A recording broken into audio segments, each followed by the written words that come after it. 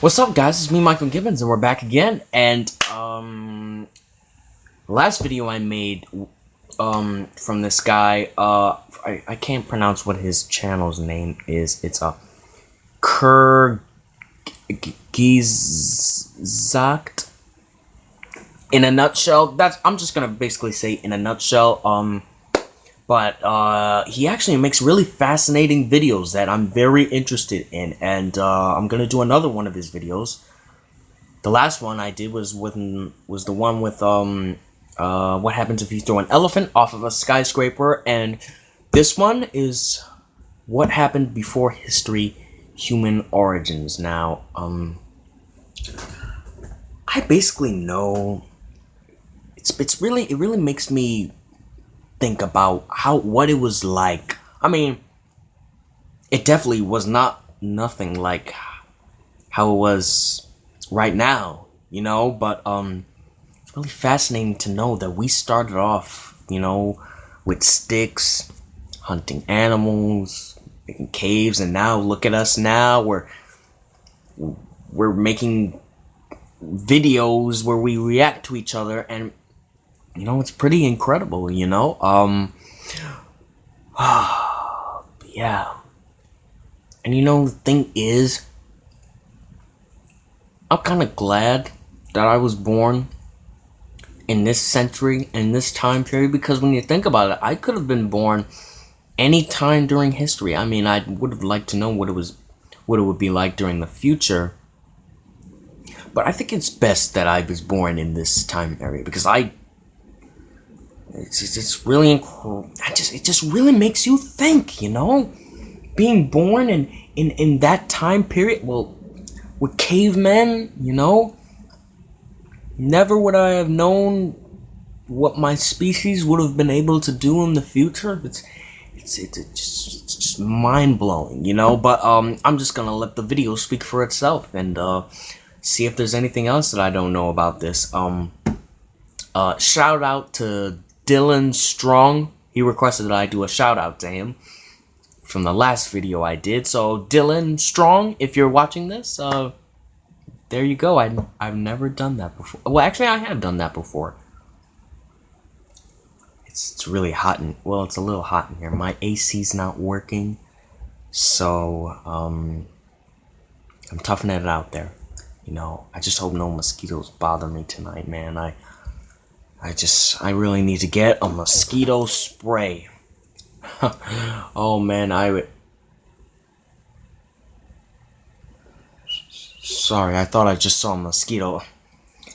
Man, I feel bad for those guys back then when they didn't have air conditioner or like mosquito sprays and stuff like that. But I'm pretty sure they must have had some type of like leaf that they rubbed against themselves. I don't know if they did that, because I know monkeys do that. There's some monkeys that actually make mosquito repellent out of these leaves and rub it against themselves. Pretty ingenious, you know. Let's get into the video. The world we live in feels normal, ordinary. It feels like this is just how humans exist and always existed. But it's not. Never before have we humans lived in a world as sophisticated and engineered to our needs as today, giving us the luxury to forget about ourselves and not worry about survival. Food, shelter, security, all of this is more or less taken for granted. But we're a special few.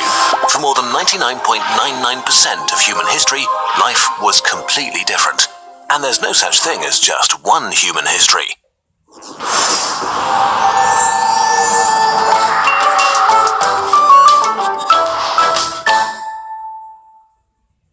Our story begins 6 million years ago, when the tribe of Hominini split and our relationship with the apes ended. 2.8 million years ago, the genus of Homo, the first humans, emerged. We like to think of ourselves as the only humans, but this is far from the truth. When we, Homo sapiens sapiens, came into existence 200,000 years ago, there were at least 6 other human species around. cousins of comparable intelligence and ability, which must have been incredibly scary, kind of like living with aliens. Some of them were very successful. Homo erectus, for example, survived for 2 million years, 10 times longer than modern humans have existed.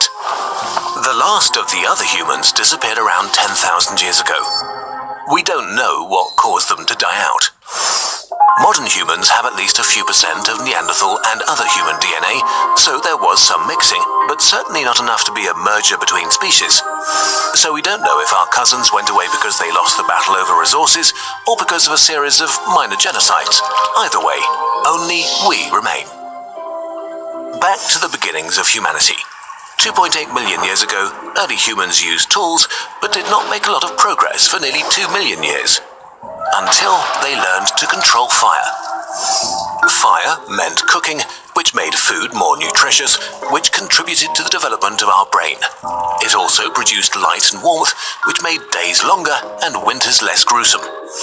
On top of that, it not only scared predators away, it could also be used for hunting. A torched wood or grassland provided small animals, nuts and tubers that were pre-roasted. From 300,000 years ago, most of the different human species lived in small hunter-gatherer societies. They had fire, wood and stone tools, planned for the future, buried their dead, and had cultures of their own. But most importantly, they spoke to each other, probably in a kind of proto-language less complex than ours. If we had a time machine, how far would we be able to go back, steal a few babies, and raise them today without anyone noticing that they're a bit different? There is much debate. Anatomically modern humans emerged 200,000 years ago, but probably 70,000 years is as far as we could travel back and still snatch a behaviorally modern human. Before that, the babies would probably lack a few. Raise them today without anyone noticing that they're a bit different. There is much debate. Anatomically modern humans emerged 200,000 years ago, but probably 70,000 years is as far as we could travel back and still snatch a behaviorally modern human. Before that, the babies would probably lack a few crucial gene mutations necessary to build a brain with modern language and abstract thinking abilities. At some point around 50,000 years ago, there was an explosion in innovation. Tools and weapons became more sophisticated, and culture became more complex, because at this point, humans had a multi-purpose brain and a more advanced language to communicate information with each other effectively and down to the last detail. This allowed much closer cooperation and is what really makes us different from any other creature on Earth. Not our comparatively weak bodies and inferior senses, but the ability to cooperate flexibly in large groups, unlike, for example, rigid beehives or intimate but tiny wolf packs.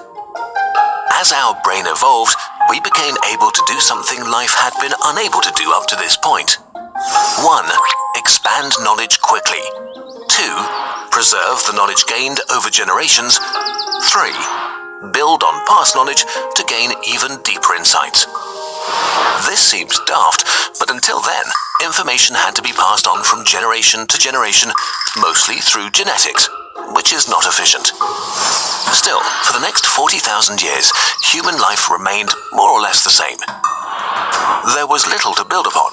Our ancestors were only one animal among many. Building a skyscraper without knowing what a house is hard. But while it's easy to be arrogant in our attitude to our ancestors, this would be ignorant. Humans 50,000 years ago were survival specialists. They had a detailed mental map of their territory, their senses were fine-tuned to the environment, they knew and memorized a great amount of information about plants and animals. They could make complicated tools that required years of careful training and very fine motor skills. Their bodies compared to our athletes today just because of their daily routines, and they lived a rich social life within their tribe.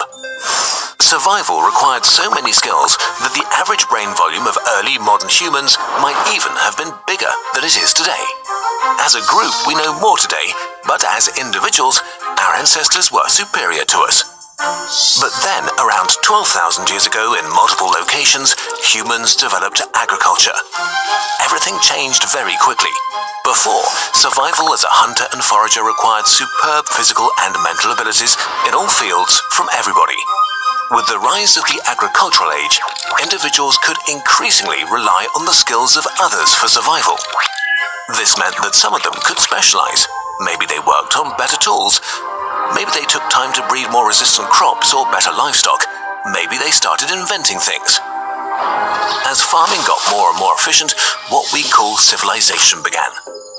Agriculture gave us a reliable and predictable food source, which allowed humans to hoard food on a large scale for the first time, which is much easier to do with grains than meat. The food stock required protection, which led to communities living together in tighter spaces. First, early defense structures were built. The need for organization grew. The more organized we got, the faster things became efficient. Villages became cities. Cities became kingdoms. Kingdoms became empires. Connections between humans exploded, which led to opportunities to exchange knowledge. Progress became exponential. About 500 years ago, the scientific revolution began. Mathematics, physics, astronomy, biology, and chemistry transformed everything we thought we knew. The Industrial Revolution followed soon after, laying the foundation for the modern world. As our overall efficiency grew exponentially, more people could spend their lifetime contributing to the progress of humanity. Revolutions kept happening. The invention of the computer, its evolution into a medium we all use on a daily basis, and the rise of the internet shaped our world. It's hard to grasp how fast all of that happened. It's been about 125,000 generations since the emergence of the first human species. About 7,500 generations since the physiologically modern human saw the light of day. 500 generations ago, what we call civilization began. 20 generations ago, we learned how to do science. And the internet became available to most people only 1 generation ago. Today, we live in the most prosperous age humanity has ever experienced. We have transformed this planet, from the composition of its atmosphere to large-scale changes in its landscape, and also in terms of the other animals in existence. We light up the night with artificial stars and put people in a metal box in the sky. Some have even walked on our moon. We put robots on other planets. We've looked deep into the past of the universe with mechanical eyes. Our knowledge and our way of acquiring and storing more of it has exploded. The average high school student today knows more about the universe than a scholar a few centuries ago.